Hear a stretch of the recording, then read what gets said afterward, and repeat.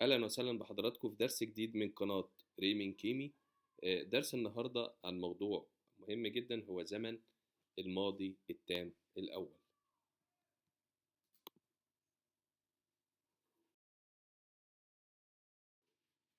بالنسبة لزمن الماضي التام الأول احنا كنا خدنا قبل كده زمنين، هو زمن الحاضر الأول وزمن المستقبل الأول، وقلنا الزمنين مش بيحتاجوا أداة زمن، بنجيب الفاعل وبعد كده وراه الفعل على طول وكده خلص الزمن. بالنسبة للزمن الماضي التام الأول، زي ما احنا عارفين إن احنا في كل زمن بنتكلم في 4 حاجات: الاستخدام بنستخدمه في إيه، تاني حاجة علامة الزمن، تالت حاجة تصريفه في الإثبات مع الضمائر، رابع حاجة تصريفه في النفي مع الضمائر. طيب، أول حاجة الاستخدام. بالنسبة للاستخدام بنستخدمه لما نتكلم عن حدث تم في الماضي وانتهى، أو زي ما بنقول كده بمثابة الزمن التاريخي اللي هو بيسرد الأحداث. ده بالنسبة للاستخدام.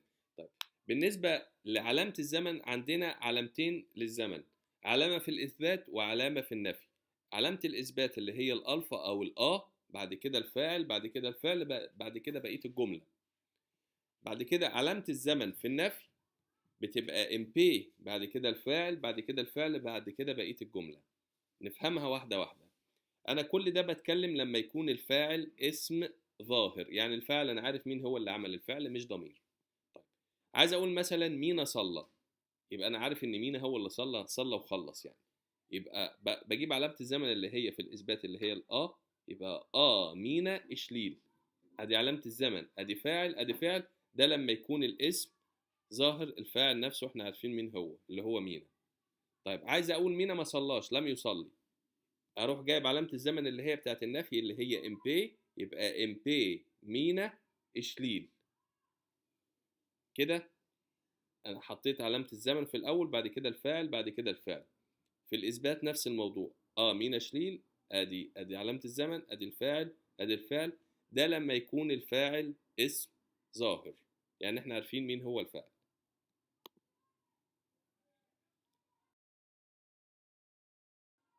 تالت حاجة بالنسبة لتصريف الفاعل نفسه لما يكون في صورة ضمير. طبعا عندنا بيبقى في صورة ضمير، بيبقى فيه ليه تصريف في الإثبات وليه تصريف في النفي. ناخدهم واحدة واحدة. أنا بجيب علامة الزمن اللي هي وبعد كده بصرفها مع كل الضمائر اللي احنا عارفينها، اللي هم أنا وأنت وهم والكلام ده كله. أنا تبقى أي في الإثبات، انت بتبقى اك، انت بتبقى اري، هو بتبقى اف، هي بتبقى اس، نحن بتبقى ان، هم بيبقى اف، انتم بتبقى اتيتين او اريتين، الاتنين صح. يعني على سبيل المثال عايز اقول مثلا انا تكلمت، اقول ايه؟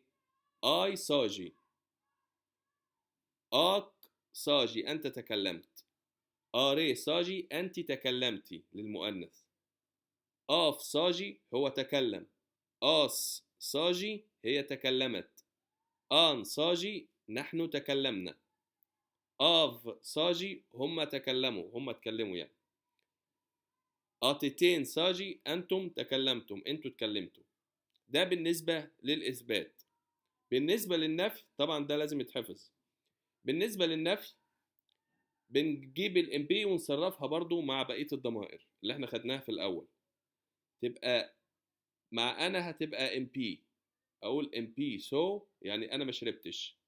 امبيك مع انت، امبيك سو انت ما شربتش. امبي سو انت ما شربتيش. امبيف سو هو ما شربش. امبيس سو هي ما شربتش. امبين سو احنا ما شربناش. امبو سو هم ما شربوش. امبتين سو انتم لم تشربوا او انتم ما شربتوش. يبقى بالنسبه لتصريف في النفي امبي، امبيك، امبي، امبيف، امبيس، امبين، امبو، امبتين، بالترتيب كده.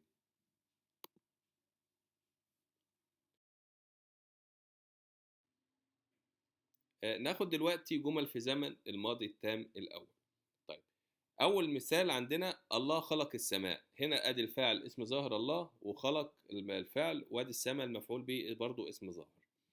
أدي يبقى إفنوتي ثاميو إينت في، أدي الألفا أو علامة الزمن بتاعة الماضي، وفنوتي الفاعل اللي هو الله، وثاميو الفعل نفسه، والإن دي أداة المفعول، والإتفي اللي هي السماء.